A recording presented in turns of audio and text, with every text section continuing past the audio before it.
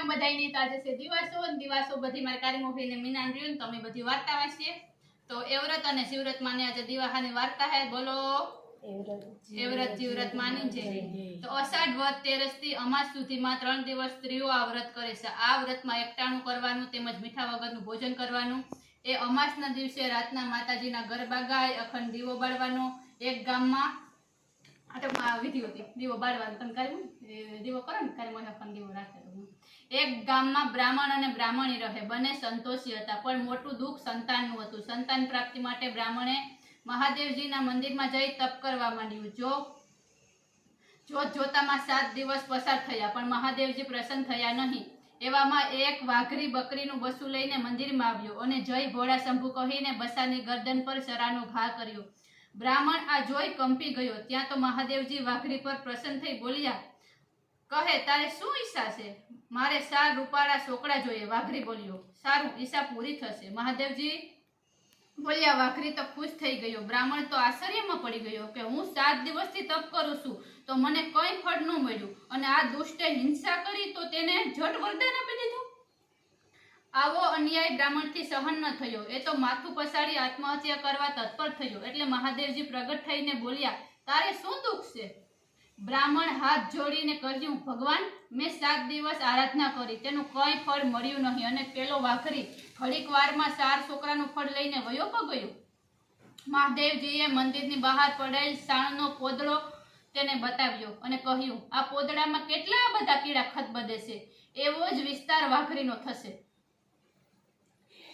બ્રાહ્મણ કહે તો શું મને પુત્રનું ફળ નહીં મળે મહાદેવજી બોલ્યા એક છોકરો થશે તેને સારી રીતે ઉછેરીને ભણાવજે પણ પરણાવવાનો વિચાર કરતો નહીં બ્રાહ્મણે તો ખુશ થયો ઘેર ગયો મહાદેવજીના વરદાનની વાત કરી તો તે હર્ષઘેલી થઈ ગઈ પત્ની હર્ષઘેલી થઈ ગઈ ત્યારથી તેને સડતા દિવસો થયા અને 10મો માસ આવતા તેણે રૂપાળા છોકરાને જન્મ આપ્યો બ્રાહ્મણીએ છોકરાને સારી રીતે ઉછેર્યો પાઠશાળામાં ભણાવ્યો અને એક રૂપાળી કન્યા ધ્યાનમાં આવતા તેનું સગપણ કરી દીધું બંને પક્ષે લગ્નનો શુભ દિવસ પણ જોડાવ્યો બ્રાહ્મણ ઉમંગમાં મહાદેવજીનું વસન ભૂલી ગયો તે તો મોટી જાન જોડીને વાસ્તે ગાસ્તે છોકરાને પરણાવવા નીકળ્યો 3 દિવસ બાદ જાન કન્યાને લઈ પાછી ઘરે આવી અધવસે પવનના જબર તોફાન સાથે મુસળધાર વરસાદ તૂટી પડ્યો જાન તો અધવસે અટકી બધા એક ઘટાદાર વૃક્ષ નીચે આશ્રય લેવા દોડી ગયા બ્રાહ્મણનો છોકરો વરરાજો પણ તેની વહુને લઈને ઝાડ નીચે પહોંચ્યો ત્યાં તેને પગે કંઈ કરડ્યું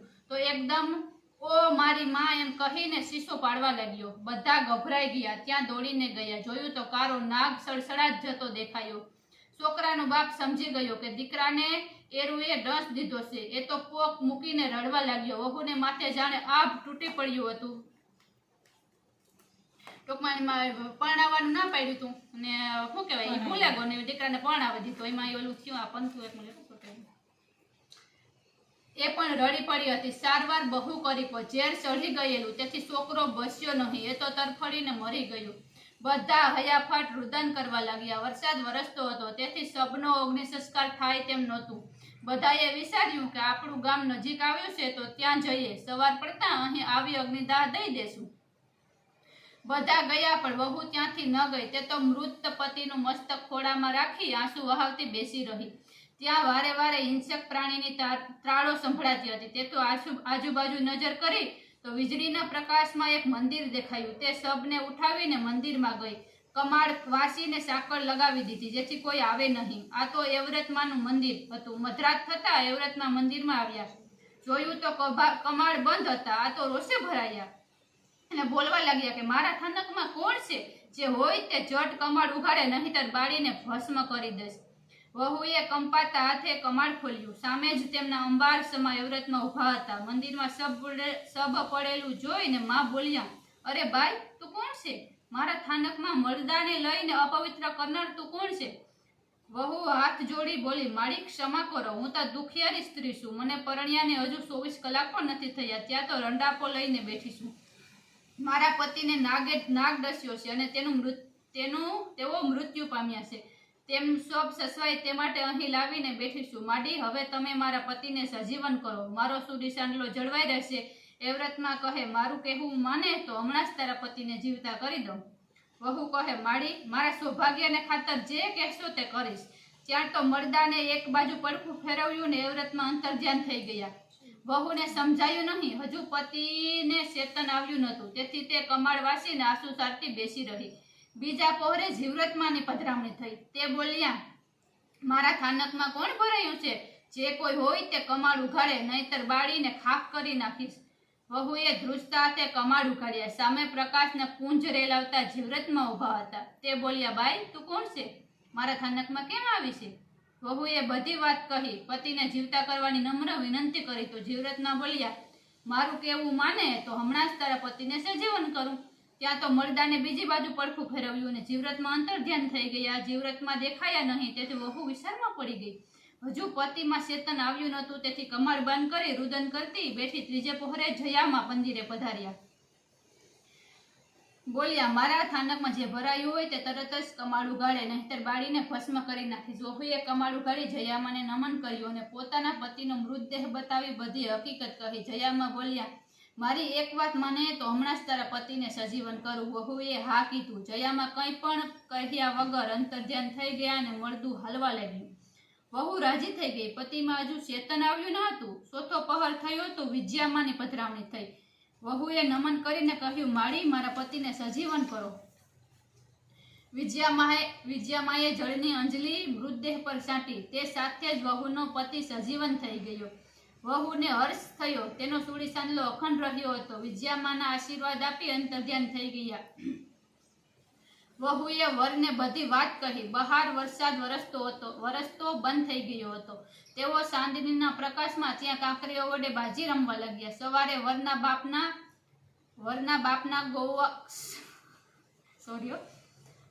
બાપના ગામનો ગોવાળ આવ્યો. આ મંદિરમાં માતાના દર્શન કરવા.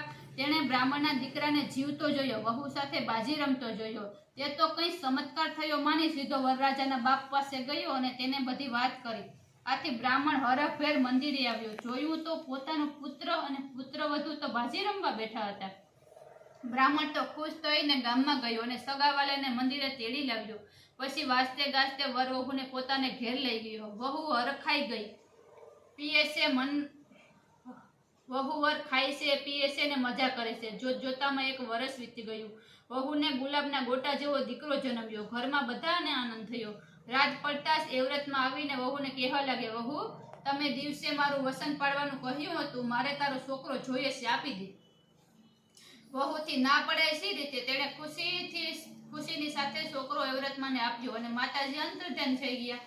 સવારે ઘોડિયું ખાલી જોતા સાસુએ વહુને પૂછ્યું, વહુજી, દીકરો ક્યાં ગયો? વહુ શું જવાબ આપે? કહ્યું કે હું જાણતી નથી.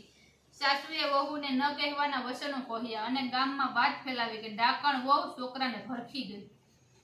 વળી 1.5 વર્ષ વીત્યું ને વહુને દીકરાને જન્મ આપ્યો. રાતના જીવ્રતમાં આવ્યા અને છોકરો માગ્યો. વહુએ તે આપ્યો. સવારના ઘોડિયામાં છોકરો ન જતા સાસુએ વહુને બહુ ગારો દીધી અને આખા ગામમાં વાત વગોળી કરી. વળી પાછી તેને સળતા દિવસો થયા. પૂરા દિવસે રૂપાળો દીકરો જન્મ્યો. આ વખતે સાસુએ વહુના ખાટલા આગળ તકેદારી રાખી અને ત્યાં તો જયામાં આવ્યા ને પોતાની શક્તિથી બધાને ઊંઘમાં નાખી દીધા. છોકરો લઈને અંતર્ધ્યાન થઈ ગયા. સવારે સાસુએ જોયું તો ઘોડિયામાં છોકરો ન મળે. આ વખતે પણ તેણે વહુને વગોડી.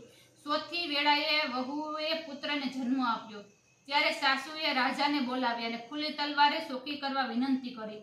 આ વખતે છોકરાને લેવા માટે વિજયામાં આવ્યા. તે પોતાની શક્તિથી બધાને ગાઢ નિંદ્રામાં નાખી દીધા અને છોકરો લઈને અંતર્ધ્યાન થઈ ગયા.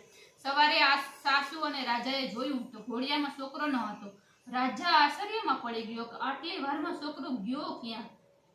વહુ ભક્ષણ કરે એ વાત પણ તેના મણિયામાં આવે નહીં. તે વિચાર કરતો મહેલે જતો રહ્યો. આ વખતે સાસુએ વહુને બહુ વગોડી.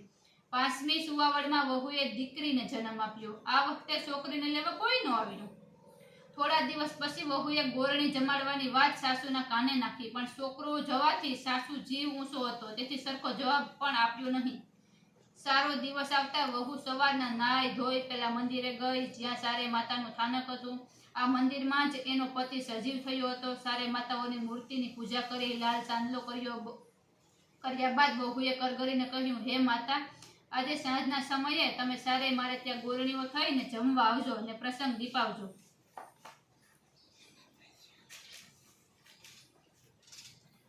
સારે બહેનો વહુનું આમંત્રણ સ્વીકાર્યું. સાંજે સારે વહુને ઘેર પધાર્યા. વહુએ ભાવથી પીરસવા માંડ્યું. થોડી વાર સારે માતા જમી રહ્યા અને ઘોડિયામાં સૂતેલી છોકરી રડવા લાગી. સારે માતા કહે, આ છોકરી કેમ રડે છે? વહુએ કહ્યું, એને રમાડનાર ભાઈ નથી ને એટલે. સારે માતાઓએ પોતે લઈ ગયેલ છોકરા વહુને પાછા આપ્યા અને આશીર્વાદ આપી અંતર્ધાન થઈ ગયા. આમ બહેનને 4 ભાઈ મળ્યા અને માને 4 દીકરા આવી મળ્યા. સાસુ તો મોઢું ફાડીને જોતી જ રહી ગઈ કે આ શું છે?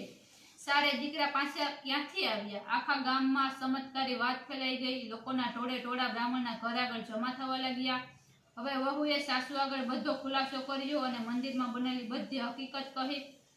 સાસુએ લોકોને વાત કરી ત્યારે લોકો આ ભલી અને શ્રદ્ધાળુ વહુના વખાણ કરવા લાગી, ધન્યવાદ આપવા લાગી અને ધન્ય તેને કે મૃત પતિને સજીવન કરવા માતાઓ સાથે વસનથી બંધાઈ અને સારે છોકરાનો ભોગ આપી વસન પાડ્યું. જય એ વ્રતમાં, જય જીવ વ્રતમાં, જય જયામાં, જય વિજયામાં. તમે વહુને ફળ્યા એવા કથા વાંચનાર, સાંભળનાર બધાને ફળજો. જય વ્રત, જય વ્રતમાં.